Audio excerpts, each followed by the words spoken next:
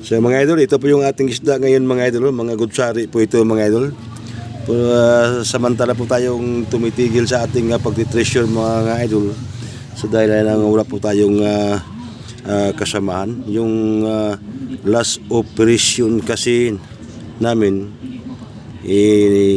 sayang yung last operation. Buti po yun mga idol. So mga basag na buti, may halong hindi basag na buti, at saka may kumpas pa. So yung mga hindi basag na buti mga idol, nakapuwent yun pa ibaba eh. Ibaba talaga. Lang naabutan namin yung 5 metro ang lalim. Isang buti na lang sana nakataob, nakaturo pa ibaba. Yung kasamahan po namin mga idol ang nag-surrender na, kaya doon ako parang na-discourage. Kaya ang ginawa ko, tumigil ako sa pag-atitrisyo mga idol. Maraming tumatawag sa akin na magbalik. Sabi ko, magbibenta muna ako ng isda. So sa ngayon mga idol, ito po yung aking trabaho mga idol. Nagbibenta po tayo ng isda sa bukid o sa bundok. Mag-ano lang mga idol, masimula ng tumigil ako sa pag-atitrisyo. Mag 5 or 6 or 4 na taon na hindi ako nag-upload.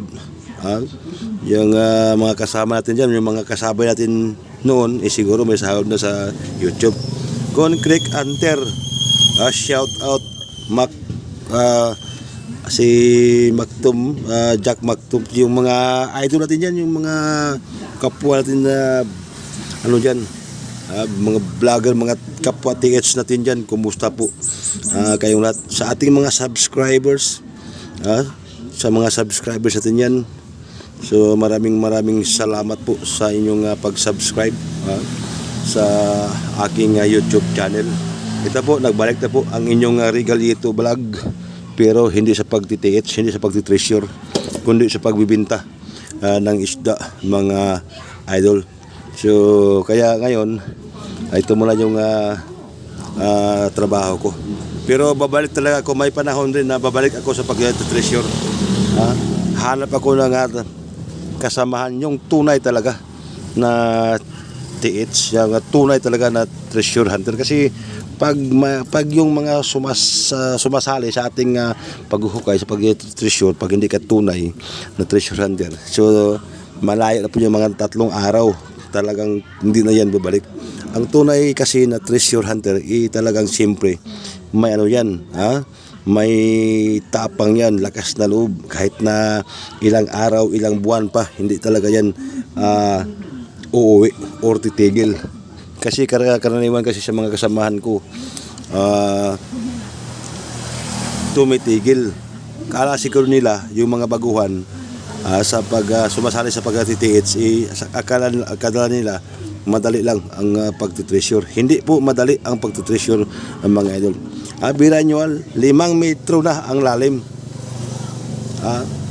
Last isang bote ang nakuha po namin, nakataob pa. Sabi ko, ito na, malayo na ang 2 metro, mga 1 metro mahigit na lang ang sa palagay ko.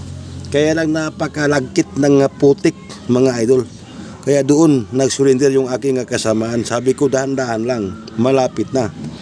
Pero kinabukasan hindi nagbalik. Kinabukasan sabi niya, pahinga muna tayo, bukas maaga tayo mag-umpisa. Kinabukasan hindi na naman nagrereklamo naman, sabi masakit daw yung katawan, pahinga raw muna sandali, sabi nila. Kaya doon ko po naunawaan na talagang wala na silang gana.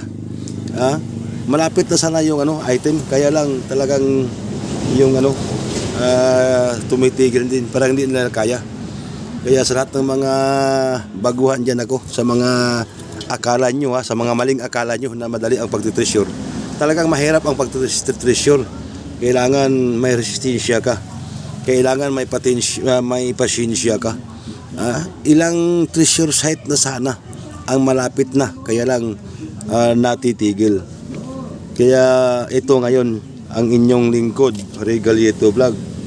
Ang ginawa ko sa ngayon, para masuportahan ko po yung pang-araw-araw na pangangailangan ng aking pamilya mga idol. So nagbibinta lang muna tayo ng isda ngayon mga idol sa bundok. Kaya sa lahat ng mga nag-follow sa akin, maraming salamat sa inyo.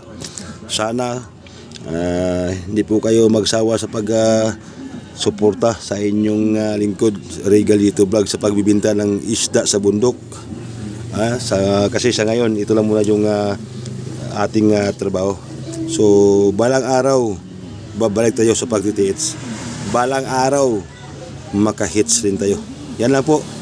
At saka maraming salamat po sa inyong lahat.